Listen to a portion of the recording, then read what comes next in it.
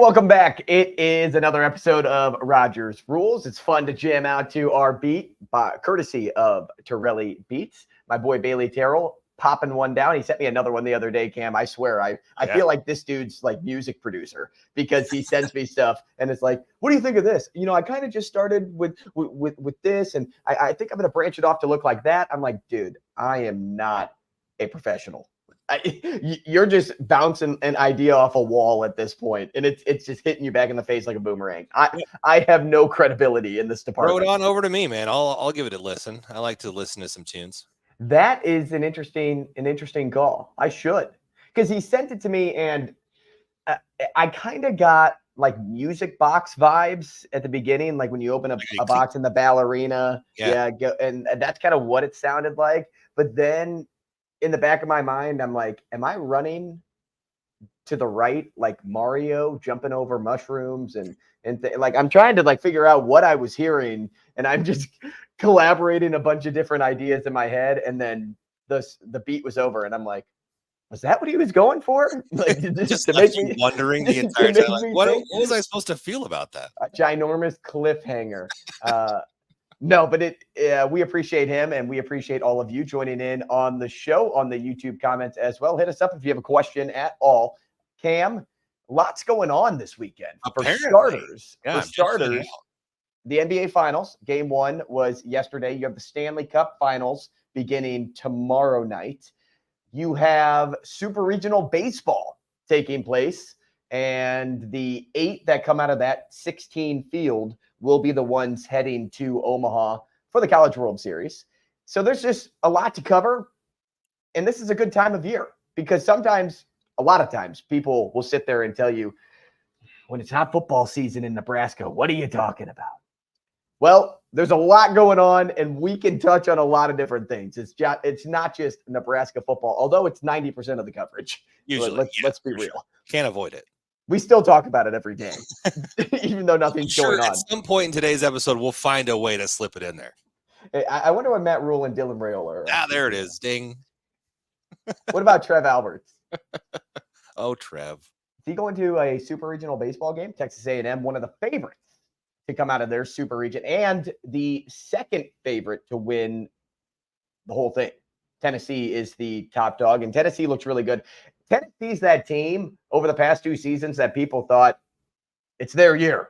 And then they just fall flat on their face at some point in time, whether it's in the College World Series and it's like, what did I just watch? Or in the Super Regionals where they're like, how did this team not get there? So this may be the year of Tennessee. Like, I don't want to be the guy that says, hey, let's take the favorite, because I did that last year and it worked. LSU won it all. Past 3 seasons, I have nailed the champion by buying a shirt. I'm not giving a prediction just yet on who I think. I want to see the field set, but it may even be Tennessee's year. And I mean, to come out of the Super Regional, it's a poor bet. Minus 1,400. You're not betting that over Evansville. If Evansville, though, can pull this off, Cam, that would be so cool, because they're like, one of the rare. Right, I'll pick Evansville right now, just for fun. If they lose, cool, whatever. I'll pick again in a week. That's fine. But Evansville, they're going all the way, baby. Going all the way. Big Purple Aces fan back in Omaha. Cam, I don't even know if you know what a Purple Ace is. I don't think I know. What is it? I don't. Let's look up. What's their mascot? Like, what does he like actually dress as? What is a Purple Ace? Purple Aces Evansville. This is gonna be. Oh, it better be a great picture. Yeah. Oh my! It kind of looks like somebody that lived in Boston back in the Tea Party days. Oh, he's a riverboat gambler. Well, that works out perfect. So it says, given the school's color scheme, its teams became the Purple Aces, who has the look of a turn of the 20th century riverboat gambler as an allusion to Evansville's location on the Ohio River. That's awesome. I think that still matches up with my Boston Tea Party example, but who knows? I'll put my money down on it. They are one of the rare 4 seeds that have made it this far, that came out of their regional. And I'm going to ask you this, Cam. Let's have you take a guess. Yeah. What conference is Evansville in? Okay, so they're on the Ohio River. That is true. That is true. Now, I really don't know where the Ohio River flows, but I imagine it's near Ohio. Ohio, right? Okay, you're right in the Midwest. Once we get out of the Midwest, I'm kind of geographically dumb. So Okay, let me look up we'll say college conferences for you. I'm going to give you 3 choices. they're in. Okay, yeah, good. Because this That'll be way better. this will help a little bit for you. All right, is it Conference USA? Oh, Is it Mid-America or Mid-American Conference? okay. Is it the Ohio Valley Conference or the Missouri Valley Conference? Well, I would probably. I guess I said I'd give you 3 choices, and I give you 4. I'll go Ohio Valley Conference just because of the Ohio River thing. But that's okay. Now you're biting your thumb there. So I'll go. Yeah. You didn't lock that answer in. I didn't lock it in. I was just testing you, see what your face said. Mid American. That's where I'm going. You I don't sure? care. I'm not sure. What was the first one? The first one was the what did I say? Conference USA. You have Conference USA and Missouri, the last 2. Yeah, Missouri Valley. Missouri Valley. That a boy, Cam. Hey. You know, I knew you had that in you. I'm glad you gave me a 4th option. Otherwise, it'd been screwed. Yeah, I know. That's good. Well, when I started 3 options, none of them are right. How about that? Yeah, joke's on you. They're actually in the Big Ten. No. So Evansville is one of those teams that is just your Cinderella team. You're cheering on the Purple Aces if you're a nothing to root for college baseball fan and you just like underdog stories. That's the team to follow. They face Tennessee this weekend. I don't think they have the pitching nor the offense to keep up with Tennessee, but what do I know? I didn't think they were going to beat East Carolina. And there they go. So they're in it. I'm not the manager, or rather the coach of that team. I've been living in a professional sports town for far too long, because I'm leaning into the manager title more than the head coach title, and I need to get back into the college landscape. So that is what this weekend looks like. Super Regional Baseball. I'll be watching UNC tonight. My buddy's a huge fan. They take on West Virginia. UNC, heavy favorite to come out of that Super Regional, but baseball it's a crazy sport because if the bats aren't alive, it tends to kind of trickle down the pole of, now things are getting a little tight, and I don't know if we're going to come out of this. Good news is it's best 2 out of 3. So if you're a really good team and you lose to, say, that Evansville team, you have a couple of other chances to get back into the win column. Outside of that, Cam, you tuned into the NBA Finals a little bit yesterday. I sure did. How long did you watch that game? Oh, I tuned in just after halftime, and they were doing that mic'd up segment when they came back. And I looked at it, and I was like, okay, that's cool. I don't know who any of these people are. Kyrie Irving later on, like after the 5-minute mark of watching, I think nobody scored a point the first 5 minutes of that third quarter. So I'm like, what are these guys? This is the finals? This is a joke. What the heck's going on here? And then I saw Kyrie Irving. I'm like, hey, Kyrie Irving dribbled off his own foot. Cool. I know that guy. Yep. That's all I got. It was low scoring. The NBA Finals was a low scoring game 1. The Mavericks did not hold their weight in gold. They lost 107-89 to the Celtics. This is just like what I said about Tennessee. It kind of feels like the Celtics year. All of these superstars, Jason Tatum has gotten so close so many years in a row. And it's like now that they're playing the Mavericks, I know Luka Doncic is a great player. I know the Mavericks can look like a great team, but they're a little more of that spotty, that team of spotty momentum, if that makes sense at all. In somebody's hit little strides mind, and it falls away pretty quick. Yeah, kind of like that, but more like, they can like get their wins in bunches, but then they could also lose in bunches. Mm-hmm. Where the Celtics have kind of been even keeled throughout the year. I mean, more like trending the right direction, but the East is nothing to, clap your hands over. They're not a very strong basketball conference altogether, but I'll tell you this much. The Celtics look good, and it wouldn't shock me if the Mavericks lose in 5 games. I could see the Celtics winning this 4-1. Giving them one shot, though. That's all. Yeah, I'll give them one win. I'll give them a win when they go home. Maybe like a game 4 win, and then the Celtics close it out in game 5. The Celtics may lead this 3-0, though. They may lead this 3-0. But basketball, just like any other sport, it's a game of runs.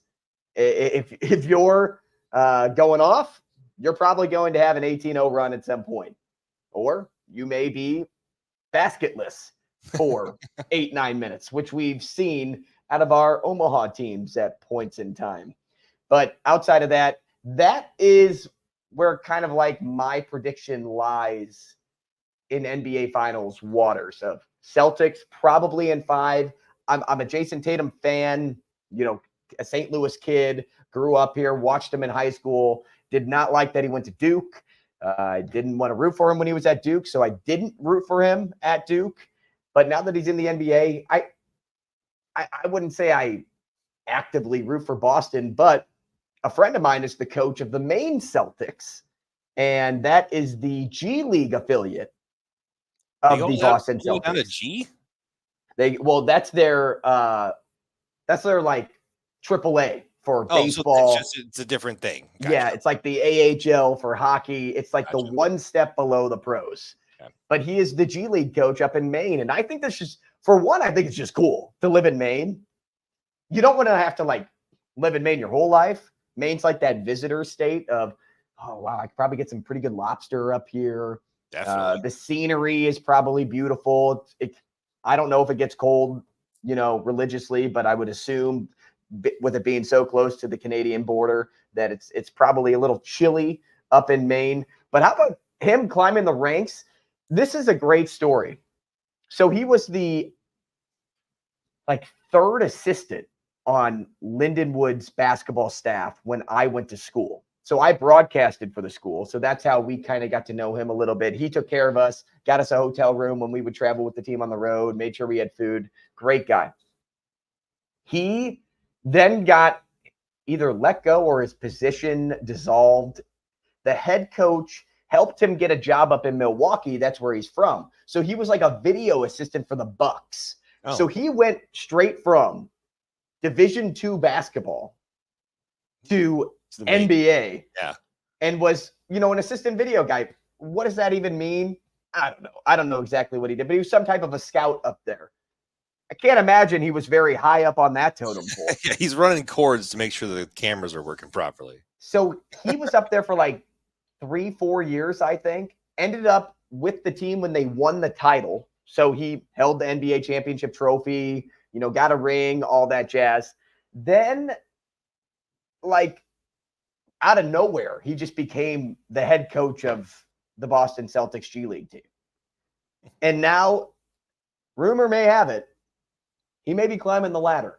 He may be, on the big boy bench next season, because Maine had a pretty good season. Yeah. So a really cool story for him. He's probably somebody that you would see on like a 30 under 30 list.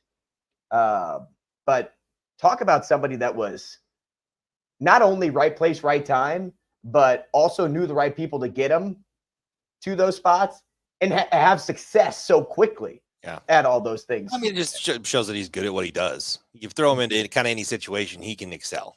We should have Blaine on the show. Yeah, we should bring him, especially with the Celtics and the NBA. We'll do that. We'll have Blaine. Yeah. I know we have a lot of College World Series stuff coming up next week and beyond, but we could probably sneak Blaine in. Let's find it. We'll sneak Blaine Miller, head coach of the G League and the Maine Celtics right now. And maybe we'll see what's next in Blaine's journey. Now, so you're taking the Celtics. I just want to say, when my wife and I tuned in last night to watch Game 1, we both decided that we're gonna take the Mavs, based solely on our love for Shark Tank. Now I know that my man Mark Cuban is no longer. I was going to say he's not an owner anymore. I know he sold it out, but also he's still there. He's still got like X amount %. He's just not majority. So my boy Mark Cuban. That's why I'm going for the Mavs. If, in the words of my fellow Shark, Lori. It's Lori that says this. Oh, okay. Lori Grenier. I think that's her last name. Yep. That play cam is a 0, not a hero. I'm out. Enjoy life. See you later. You're not getting my money. No. Now, though, I know you like Shark Tank, but after that story that I just told you about Blaine, did I, maybe, left paddle you over to the Boston Celtics side. Yeah, I mean, I wasn't too far off from center and neutral anyway. So like really it You was didn't have that Mark strong of Cuban a and rooting Blaine. interest. Those are my two two things I'm holding it down with there, but that's all I got.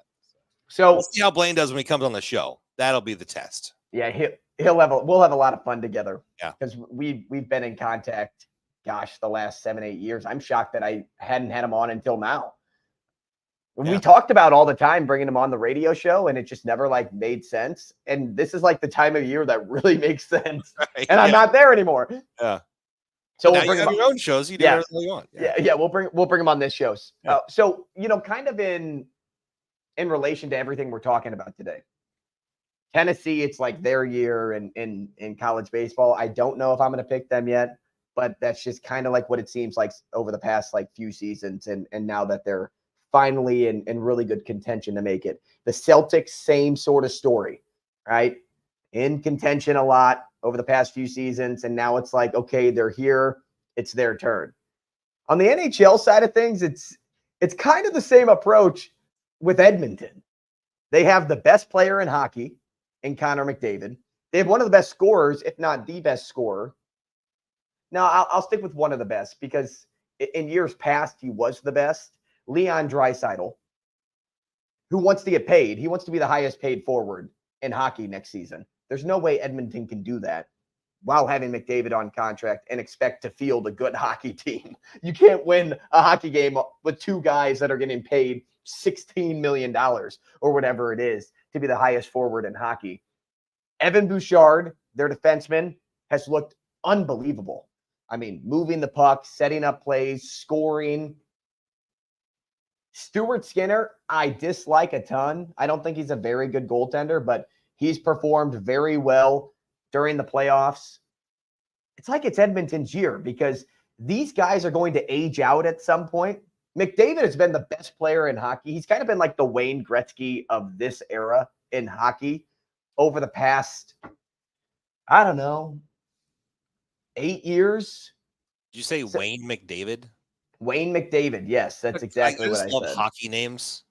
Just their No, his name is Connor McDavid. Oh, Connor McDavid. I'm sorry. Wayne Gretzky is the best player. I think I might have in heard all of hockey. But yeah. All right. But it's like Connor McDavid's turn. And now that he finally made it, it's how do you not root for this guy? That being said, I'm a big Panthers fan. Why? Vladimir Tarasenko's on that team, former Blue, former favorite player of mine. Matthew Tkachuk is on that team. Grew up in St. Louis. Big fan of him and his dad. They have a lot of great scorers and guys that can produce in Carter Verhaeghe, Alexander Barkov. They have good defensemen. I wouldn't say great defensemen, but Forsling has played out of his mind recently. And also their goaltender is he's good enough, right? Like, we're dealing with like a lot of good enoughs in their offense. The offenses of both teams should propel them. Does Edmonton have enough gas to outlast a long series, though? That is the $1 million question. Because when they went and faced Dallas, was it Game 7? I think they went all the way to Game 7. Dallas? No, it was Game 6 because Dallas could have tied it. Last year? No, this year. This year. Oh, okay. Game 6 this year. Dallas had 35 shots on goal. 35 shots on goal. Only got one in. Edmonton had 10 shots on goal. Somehow won that game. So I don't know if there's enough in the tank. I mean, some may sit here and say, well, hey, they capitalized on their opportunities. They didn't need to shoot a lot. Dallas was firing pucks. And I mean, if I was an Edmonton fan, I probably didn't breathe for the last 2 minutes. And I may have passed out. I may have woken up in the hospital. I don't know. I may still have woken up in the hospital celebrating the fact that my team just went to the Stanley Cup Finals. It'll be interesting to see if Edmonton can outlast if they are conditioned enough to outlast Florida in this series, because I expect it to go deep. It's not going to be something that is, 4 or 5 games like I talked about the Celtics. This is a series, and hockey's a bruising sport. This is a series that will go 6-7 games. And it's going to be a really fun Stanley Cup to watch. A really fun Stanley Cup to watch. All of the games that I've seen I have not been disappointed with, except when I lost my sports bet. Outside of that, though, a lot of games went into overtime. And Cam, just so you know, What? take this to your next party, whatever. Yeah, When you're this is talking, the information I need to sound smart. when you're Write going this down. and you're watching a hockey game, say it's this weekend, game 1, and it goes into overtime. In the regular season, they play for 5 minutes and then go to a penalty shootout if nobody scores. In the playoffs, they play golden goal, essentially. What's that? Which is how do people say it now? Instead of sudden death, they call it sudden victory today, so that we don't be overly negative. Yeah, I got to PC it up. When we're talking about children's CYC soccer, we have to call it sudden victory today. So it's sudden death. So yeah, first goal wins. First natural goal. Okay. But they play 20-minute periods no matter what. So the goal could come 2 minutes in and the game's over. But when they play 3 periods of hockey, then you expect them to play another period and then possibly another period. We saw one double overtime game already this year. So that's over 80 minutes of hockey. It's a lot of hockey. A lot of hockey, and it's a lot on a player's legs, body, everything. I can't imagine I can't skate for one, but if I could skate for 80 minutes in my shift time, what it would be like to sit in that ice bath after the game, all sore and bruised up. Yeah, I've been ice skating twice in my life, and both times I had to take a couple days. It's tiring. Just regular ice skating, like just leisurely holding hands with the girlfriend or wife at the time. Like, all right, here we go. And it's like, oh, I am dead. It's very tiring, but this is going to be a series that you don't want to miss. Anybody, any hockey fan. I've told this to so many people because they're like, oh, my team's not in there. I said, I just love playoff hockey. I just love the competitive nature of the sport. It's like when I watched college hockey finish up, and even though Denver won it all this year, and I hated seeing that as an Omaha hockey fan, and watching our guys get knocked out because of Denver, it's what I just kind of love. It's a love for the sport more than it is a love for a certain team. I just love the competitive edge of hockey versus, say, basketball or baseball. Like, I'll watch the World Series. Don't get me wrong. I love playoff baseball too, but it's a slower sport. It's not as fast-paced as hockey. Same with football. Football's like one of those sports that I'm like, okay, yeah, I'm going to watch it. I'm going to sit down and I'm going to really enjoy it because I play fantasy sports and I place bets and things like that. But I don't think any sport compares to playoff hockey. I really don't. And I know it's a little niche. There are not a lot of people that are going to sit there and tell you, like, I'm going to sit down and watch hockey tonight. It's either, worldly, it's soccer. And then if it's not soccer, it's probably football here in the States. But for me, it's hockey. Like, I've always been a huge hockey fan, and I just love the action, the big hits, the fast pace play, the shifting on the fly. You know, there's not a lot of stoppage. Well, there are stoppages, but there aren't a lot of like commercials just overtaking your broadcast. Yes, there's media timeouts and such throughout the period, but it doesn't feel like you're not watching hockey at any point in time. As with any sport, there's always it's moving. Yeah, it's moving. This is the series that you want to lock in on. So you're thinking it's Edmonton's year, but you're also kind of partial to the Panthers, right? So I'm thinking it's Edmonton. So if I was putting money down, I'm going to put it on Edmonton just because, best players in hockey. Now they may not have a strong core outside of those. Play Hyman, Draisaitl, McDavid, Nugent Hopkins. Like, outside of that, it's like, who else is on this team? They traded for Adam Henrique middle of the season, and I'm like, okay, that didn't move your needle at all. Whereas the Panthers found a way to get better and really build around their core of Tkachuk and Barkov. When you add a guy like Tarasenko, who's on a lower line right now, and Verhaeghe continues to score at a rapid pace. So this is one of those teams that I'm like, that's the better overall team. Edmonton, it's like this is their year, or they're not winning a Stanley Cup again for a little while. And they've got a lot of press lately too. They have. Which is where I'm at. And the only thing I know about hockey right now is that there's a pretty gal in the stands rooting for Edmonton who likes to pull her shirt up. Yeah, she whipped that up, and it did not leave Twitter for what I thought was weeks Yeah. because of how often I would come across that on my feed. It even bled over into Facebook too. It's like, hey, if this is in your feed, we're friends. You know. Well, like, funny enough, Cam, tell me. back in the day, there was a Florida Panthers fan that lifted up her shirt. So Get now it's right like out of town. now it's like a battle of the Knocks. Yeah. I don't know who didn't you're the other rooting one. for. I've seen some things, so I'm sticking with the Oilers. But I don't know who you're rooting for, but I mean, I don't think many people are choosing wrong when they pick their battles. yeah, yep. So I didn't know about So that. Cam's more of an off the ice fan. I'm an off the ice guy. Yeah, I like sitting in the stands. Mingle with the people.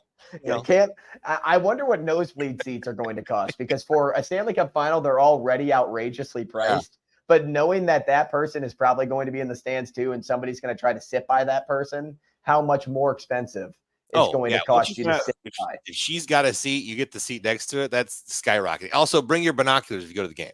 So you can scan the crowd. So if you're in Edmonton and you're like a part of the ticket team, are you just giving this woman season tickets? Like, I shouldn't say season tickets, more like just series tickets for the Stanley Cup, just because of like the press and like the potential of more press and things like that. Because it's not like you're condoning that behavior in the seats. Like as somebody that owns the venue, they're like, we don't really want this to happen.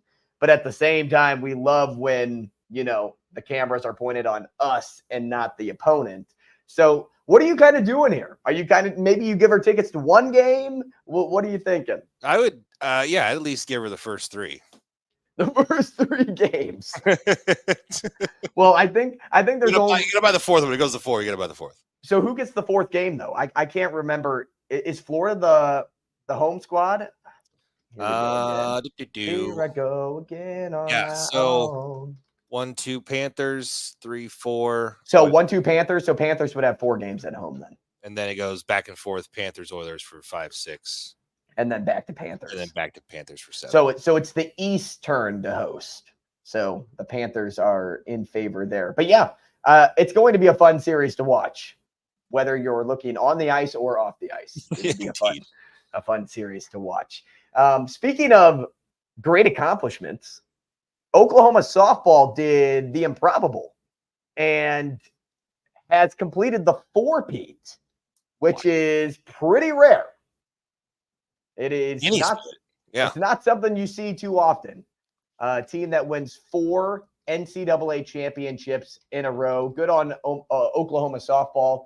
For those that may or may not have been following Oklahoma in the past, but are Nebraska fans, Jordy Ball was a member of the past 2 championships, and she is now a member of the Nebraska Cornhuskers softball team. Now, an unfortunate injury held her out for the remainder of this season, but she'll be back again next season.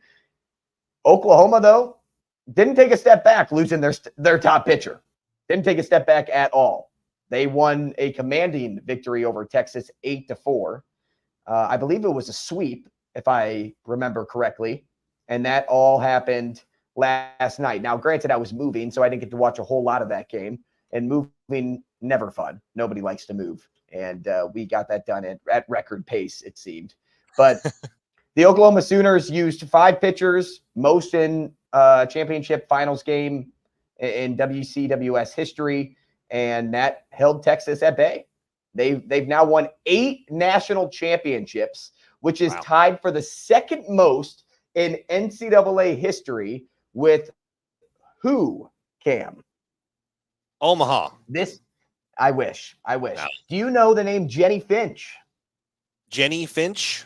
Jenny Finch. She was the celebrity. I went to high school with her, but that's all I got. She pitched for Team USA. She was also a lifelong celebrity all-star softball game pitcher. So do you ever watch the celebrity all-star game during baseball summers? She's like she was the slow pitch. Yep, she was on the juice box commercials with she'd be like the juice box mom that would bring it to her kids' games. Yeah, you remember those at all? Now you're talking. So I know commercials for sure. Yeah, you're juice box boy. You're juice box. Give me a juice box. Your juice box.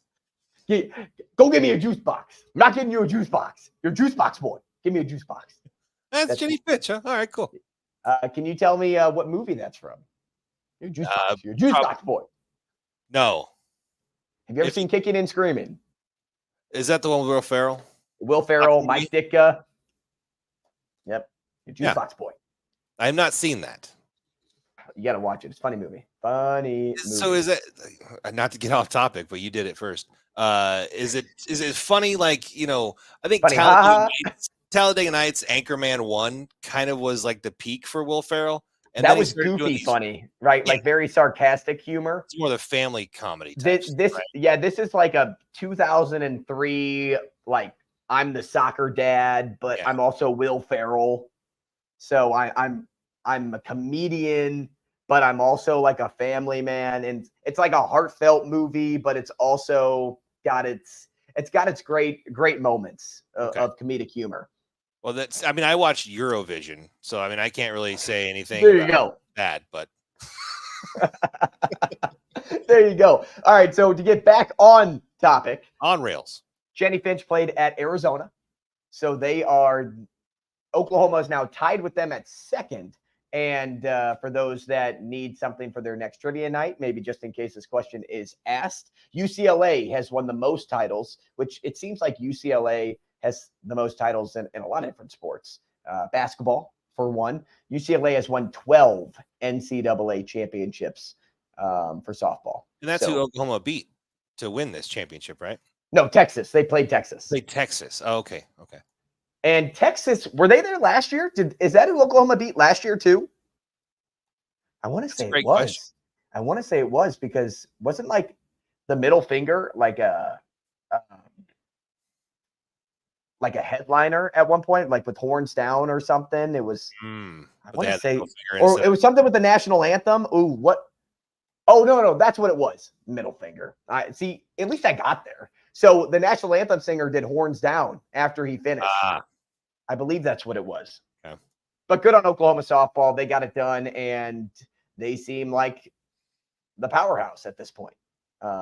If you're competing in the softball game, the team to beat's Oklahoma. If you can knock off Oklahoma, that's when we'll see a difference in champion. Kind of like UConn women's basketball back in like 2008 to 2013 when Gino Ariama, I think it's Ma, led UConn to back-to-back national titles, it seemed. I mean, they were just unstoppable. That's kind of like Oklahoma softball today. But I want to get back to the Stanley Cup one more time before we kind of close this thing out, Cam.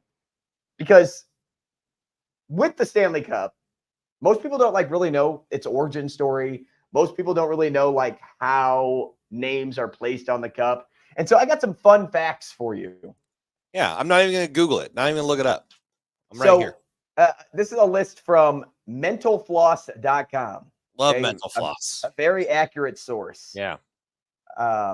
And here's, it's 22 facts, but I'll just kind of scroll through the list and give you a few. So the Stanley Cup is named after Frederick Arthur, a.k.a. Lord Stanley of Preston. Oh. So that's why whenever you maybe scroll across something, or if people are using the Stanley Cup in slang terms, they'll call it Lord Stanley's Cup. Oh, okay. Because it's literally Lord Stanley's Cup.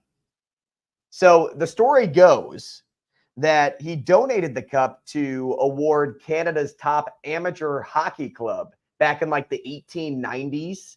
And he and his family kind of became infatuated with the sport of hockey at around 1890. And then that cup just kind of kept going, if that makes sense. Just kept year and year after year. It's okay, this is the cup. And now it got better and better as the years went on, because there's actually more than one Stanley Cup.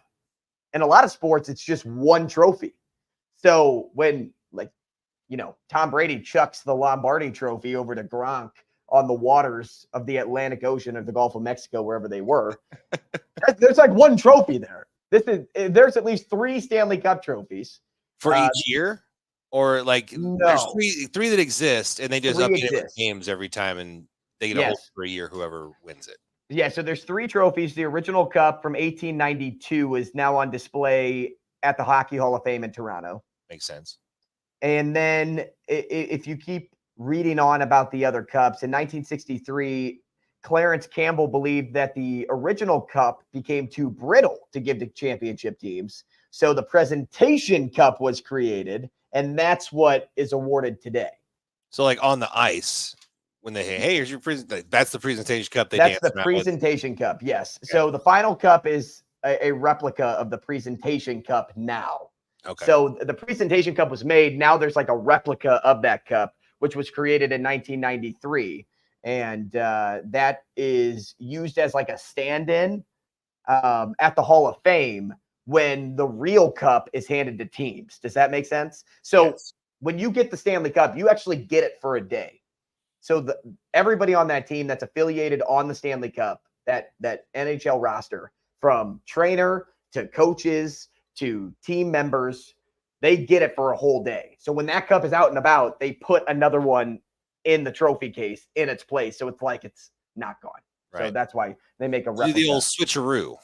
There's a little switcheroo. So if you're ever watching a crime show and you're like, you go into the museum, the Hockey Hall of Fame museum, and they're like, this cup's been here for X amount of years. And then the guy kind of looks at it. This is the expert. Like it's have you ever seen White Collar? It's like Neil Caffrey looking at the trophy, and he's like, yeah, this is a fake.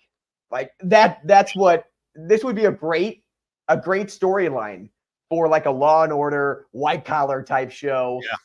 I don't know. Law and Order is more like homicides and kidnappings than it is. Who stole this? It's a Scooby-Doo mystery. Yeah, maybe we'll see it on Cartoon Network. Who knows? So there is 3 types of cups. Nice. And it's cool because the Stanley Cup's rings are actually detachable. So since 1958, 5 bands of championship names are engraved around the base of the cup. So when the rings become full, those rings, and when I call them, when you see rings, it's kind of like a tiered cake, right? It's like layers on layers on layers, and like that's where each team's like players and stamps it go right on the cup there. So once that actually fills up, there's like a blank replacement band that is then put in the place of filled names so that you can add more champions to it. Because otherwise the Stanley Cup today would be 6.25 feet tall. And you can't really do that. So they take it off? Like they take off a whole ring? Yes. And add one? So when the rings become full, the oldest band on the Stanley Cup is then removed and preserved in Lord Stanley's vault. Gotcha. At the Hockey Hall of Fame. Okay. So kind of a fun fact. That's cool. Because you can't really be 6.5 feet tall or whatever. Yeah, well, it's still not as tall as Chara, but it's pretty tall trophy. It'd be taller than me. Yeah. And I don't think anybody would. Can you imagine somebody my size? And I don't know what my wingspan is, but it's not a 6 foot wingspan. It's not. You're not the stereotypical 6 foot, 6 foot. Yeah, no, that's not me. Although I do have orangutan arms. But me trying to pick up that trophy, it's like my ring light that's in front of me and putting it at the fullest extension and then trying to like hold it up. And I got to tell you, Cam, that trophy isn't light. Yeah, it's 35 pounds, man. That a boy. It is 35 pounds. I just know this because I was looking up the weights of trophies one day. Because the Lombardi trophy weighs 7 pounds. That is true. And then over here you got the 35 pounder. And of course, these guys are on skates on ice and they're hoisting that thing up. So like good on them for that. That is true. That is 100% true. A little 7-pound trophy. Whoop-de-doo. Yeah, there you go. Wow, that fun facts by Kahm Broham. I do host trivia, so I got some useless knowledge in there, but I usually skip over the hockey stuff. So I think it's good. I think that's good stuff. There's something else that's pretty funny here on this list. And so I don't know if you would ever do this if you were the coach of a team, but the title of this fun fact is sometimes winning teams don't play by the rules. And so, in coordination with this year's Stanley Cup Finals, former Edmonton Oilers owner Peter Pocklington is best known for trading away Wayne Gretzky. But he's also known for including his father's name on the list of names to go on the Stanley Cup, even though he wasn't affiliated in any way with the team. So once the league found out about it, they actually put like X's over his dad's name. Oh, And wow. they've done that before. So when the Blackhawks were in the midst of I don't know if it was a sexual conduct scandal or harassment or some type of internal team scandal back when they won the Stanley Cup, they actually X'd over names too that they removed from that Stanley Cup. Of the people that would be involved in those accusations.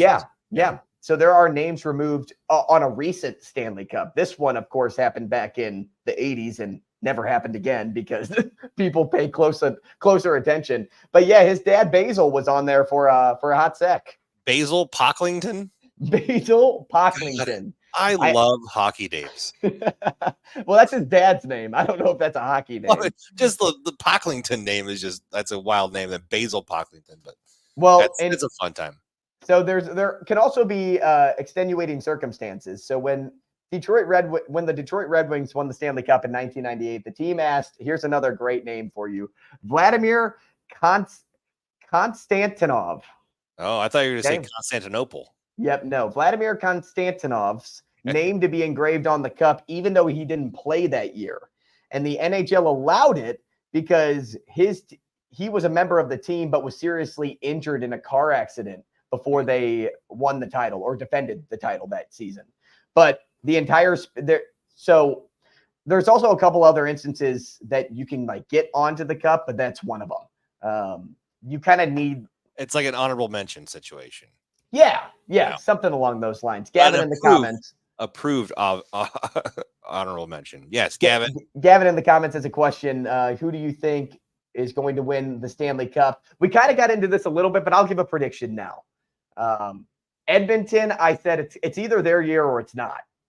This is the point in time where Leon Draisaitl's not getting kept. You can't keep him on this team with what he wants with only 1 year left on his contract. If he really wants to be the highest paid forward, it's like you got to do it now or he's going to get traded and just bounce around the league. Florida, however, I think is built better. I think they have a stronger back end and can withstand a longer series than Edmonton. So if I was placing a bet today, I would place it on Florida. But I think, again, it's either the Oilers' time or it's not. And I'm kind of rooting for the Oilers. I'm kind of rooting for Florida. But if I'm a betting man, I'm probably placing my money on Florida. And I am definitely just a child, and I am going for the Oilers because of the flashing girl in the crowd. There you go. Based on no scientific stats or anything. Boobs for sure. There you go, Gavin. Thanks for the question. Thanks for staying involved on the show. Let's give a couple more of these comments or rather these fun facts, and then we can bounce out of here, Cam. Did you know that one fan tried stealing the cup? Oh, I wouldn't put it past them. How so? Like, do they do the thing like they like a Mission Impossible and try to break into it and all that? Yep. So he tried stealing the cup, but it's not for a reason that you'd expect. Oh. Okay. So Montreal fans are possessive, and they were very possessive of the cup during the 60s when it was on display at the Chicago Stadium for the defending champion Blackhawks, which, I'm cool with this fan stealing it away from Chicago. But Habs fan Ken Killander attempted to take the cup and walk right out the door with it. And then when the police officer questioned him, they caught up to him and questioned him. He responded, "I want to take it back where it belongs, to Montreal." Nice. That's one way to do it. It's like capture the flag. Yeah. Let's just call that a fail story. You didn't get very far. It's like walking out the door with it too. Like, oh, sorry, no, this is mine. Is that a dead body rolled up in the carpet? Did he try putting it in his pants? I picture him not even trying to hide it. He's just walking around with it like, yeah, no, this is supposed to be. No, this is the replica. This is the replica of the presentation trophy.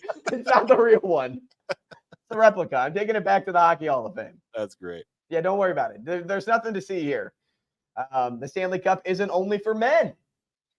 And not the Stanley Cup that you hold in your hand nowadays. But 17 women have their names inscribed on the cup. The first was Miss Norris, who was the president of the Red Wings during the 54-55 season.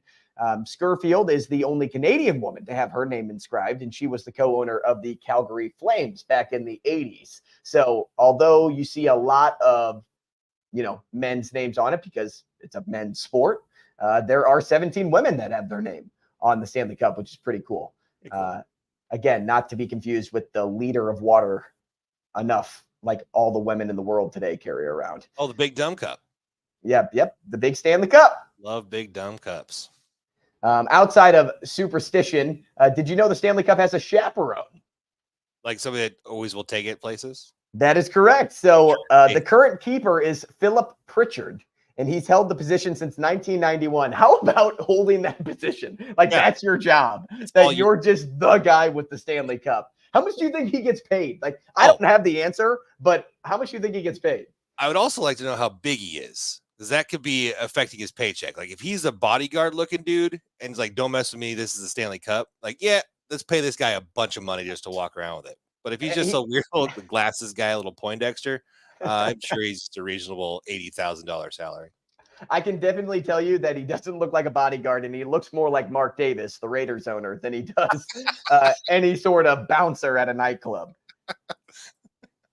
But he has white gloves like Michael Jackson, and he carries around Lord Stanley with him. So Pritchard on it. Yeah, so Pritchard, let's say he makes $100,000 a year to carry a cup. That'd be pretty cool. He has a Twitter account to update followers on where the cup goes day to day, so that's pretty cool.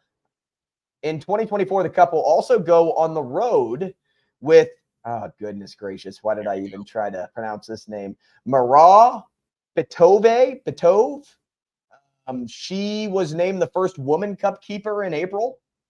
Oh. So I apologize for butchering your name. They've nominated a successor. That maybe. Petove. Maybe. But way back when the cup was donated, Lord Stanley mandated that 2 trustees always be appointed to care for the cup to ensure its proper condition. Well, that was weird. I just had an ad pop up on the screen. Did you hear that? I was like, dang, mental floss. Woo. So much for amazing facts. That ad popped up out of nowhere. It sounded like it was going to be a fun time. So I mentioned that the cup belongs to players for one day. So if you win the Stanley Cup, you literally get to carry it around with you for 24 hours, wherever you want to take it. Now, do they drink out of it? Yes, all the time. I would assume that'd be the first thing you would do, right? So I had the opportunity to drink out of the cup, but I couldn't get off work. This was when I was back working in the news. When the Blues won the Stanley Cup, my buddy's dad is the broadcaster of the Blues. So he got the cup for a day. And they had a rooftop party, and I could not get off work to go. I was so mad. It's so great. Yep. I see videos of it to this day. But I could have been right there. It should have been me. All right, Cam, how many times has the Stanley Cup gone swimming? Like in actual waters? Yeah, like it actually hit some water. I'll say 5. 3 times. You were close. So Penguins winger Phil Bourque decided he wanted to see if the cup could float. He threw it in after drinking some champagne out of it, I'm sure. Yeah. He threw it in Mario Lemieux's pool, and it didn't float and immediately sank to the bottom. So I can't imagine trying to bring that thing up either. It's got to be like a Coast Guard, bringing up a brick from the bottom of the pool. Oh, the helicopter, yeah. Yeah, the 35-pound trophy waterlogged as you get it up. So that time it did not sink. And then 2 years later, the cup was also found in Patrick Waugh's pool. So the Red Wings goaltender, Dominic Hasek, attempted to swim with the cup. The keeper had enough. He demanded Hasek dry off. Dominic Hasek? Hasek? I think I remember that name from Blackhawks were doing good. I never know where that little Enye piece goes above his name. Little umlaut. A little umlaut. Little tilde. Tilde is probably a better way to say that. So he demanded he dry off the trophy and give it back, thus cutting short his allotted personal day. So I guess when you're Mario Lemieux, you can do whatever you want. And if you're a Red Wing, or rather a Canadian /Red Wing, no, thank you. No, thank you. And the third one, I'm interested to see if all three of these were purposeful and questioning, like, hey, can we actually swim in this? Does it float? What's the third one? Well, the third one has to be number 17 on the list because it says Stanley Cup once spent all night in an Ottawa canal. So, Ottawa Hockey Club, known now as the Ottawa Senators, won the cup in 1905. The members of the Silver Seven had a little too much fun celebrating their victory. After the team banquet, some not-so-sober players brought the trophy outside and allegedly decided to test their accuracy by trying to kick the then small cup into the canal. So maybe a game of kick the can.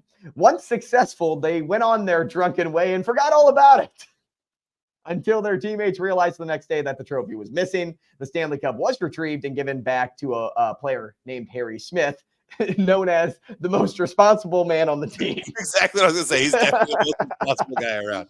He is the DD of the team. He went home after the game's like, cool, boys, thanks, see you later. And then next day, like, hey, Well, you could get this out of the canal. You're the most responsible guy. You could be the Montreal Canadiens in 1924 who left it on the side of the road and completely forgot about it.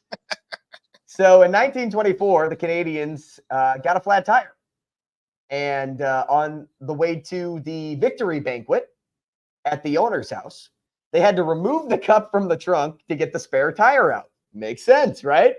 But the players were so eager to celebrate, they quickly changed the tire and made their way to the party. When the time came for, a player to drink champagne out of the silver bowl can, where was the cup? No one could find it. The players left it on the side of the road. So they hopped in the car, sped back to where they changed the tire, found the cup on a snowbank right where they had left it. What are the odds? I can imagine somebody's picking that up. Like, I got a new cool trophy in my house. Come check it out. Yeah. A few more facts for you. Did you know kids have been baptized with the Stanley Cup? I would imagine that would be a thing. So after the Avalanche won in 1995, 1996, one of their defensemen used his personal day to have his daughter christened in the top of the bowl. Mm-hmm. So a pretty cool use for it. And then 11 years later, we saw it happen again, where a player had his cousin baptized, or rather his cousin baptized the daughter in the cup. That's what it was. So, pretty cool. And let's go to the last one on this list. Okay. This is a weird one. The Stanley Cup went to war. Well, it had to be an American team that was holding it, right? Well, it's been all over the world, from Russia to the Czech Republic to Sweden. In 2007, to boost morale for Canadian and American troops serving in the Middle East, the cup was flown into an active war zone at Camp Nathan Smith in Afghanistan for a meet and greet. Canadians love nothing more than hockey, and you can read up on reactions from the troops on the Hall of Fame Stanley Cup Journal when it went to Afghanistan. Wow. Kind of pretty cool. Oh, I have to read this one. There's one more I have to read. So the cup might hold a curse. We'll read this one and then we'll bounce. Stanley Cup might hold a curse. So when Mark Messier and the Rangers won in 1994, it ended a record 54-year championship drought for the New York Rangers. Fans believe that the curse might have been brought on because the Rangers disrespected the cup. So during the 1939-40 season, the mortgage on the Rangers' home rink was finally paid off. To celebrate, management symbolically burned mortgage documents in the bowl of the Stanley Cup. Lynn Patrick and his teammates allegedly urinated in the Cup's bowl to celebrate their victory. So when the Rangers finally took home the trophy again in 1994, they decided they probably shouldn't do that again. This cup has been through it all, man. It has. It reminds me of been baptized, been burned. It reminds me of the Kennedy K. The high school had a big K in it where I went to school. And the rumor was the football team after every season would pee on the K, which gave it its yellow tone. So not sure if that's really something that happened, but that was the rumor. And every football Friday night, you would see kids sliding down the K. But there you have it. Some fun That's facts it. about the Stanley Cup. Now there's 22 things on Mental Floss list. You can go look them up. I didn't give all 22. I gave a good amount. Probably gave about 15 of those facts. But I mean, I really find myself down rabbit holes sometimes when it comes to unique pieces of history and how they kind of came about. Sports trophies I never really got into up until like recent years. Like I looked into the Lombardi trophy. And now I've looked into the Stanley Cup trophy. I looked into Major League Baseball's World Series trophy, but I'll save those fun facts for when World Series time comes around. Maybe we'll do an NBA Finals dig. There you go. Maybe we'll do that next week. Yeah, it's Friday, next week. So lots of fun stuff that we do on the show. If you missed anything, go back, check it out from the beginning. We talked a little bit about Super Regional Baseball, the odds for this weekend. If you're rooting for the Purple Aces like Cam, good luck to you. I wouldn't put my money there, but good luck to you. And I hope it happens because maybe they'll be the Cinderella team like Ole Miss was just a couple of years ago. We talked about the NBA Finals. We talked about some NCAA softball as Oklahoma has notched a 4-peat. And, of course, we talked about the Stanley Cup Finals, which begin tomorrow night, Edmonton on the road in Florida. And we got into the Stanley Cup fun facts to close things out. That's the show for today. As always, follow us at Herd Sports on all social media platforms. I'm at Andrew Rogers CC. Cam, your tag? I'm Kahm Broham. That's it. I'm not really on the socials. You can find me on Facebook if you want, but there you go. At Kahm Broham on Facebook. That's what I needed. That's what I needed to see. Enjoy your weekend. Enjoy the fun-filled sports weekend. I, on the other hand, will be trying to balance my time unpacking boxes and watching all of these games to stay up to date for next week when we talk a lot about the College World Series. We'll see you then. Yeah.